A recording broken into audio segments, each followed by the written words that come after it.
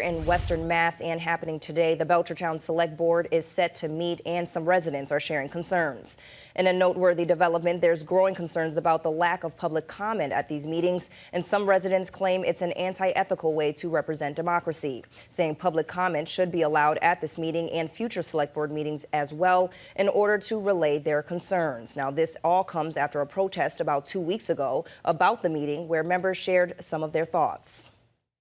School is much more than just the academics. Those extracurriculars that you mentioned, things like the after-school programs, the band, which my kids are involved in, the athletics, which my kids are involved in, are things that bring the community together. And indeed, they're the reason that people come to this community.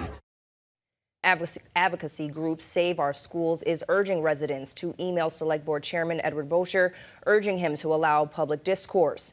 Contact details for other board members are also available for those wishing to express their views.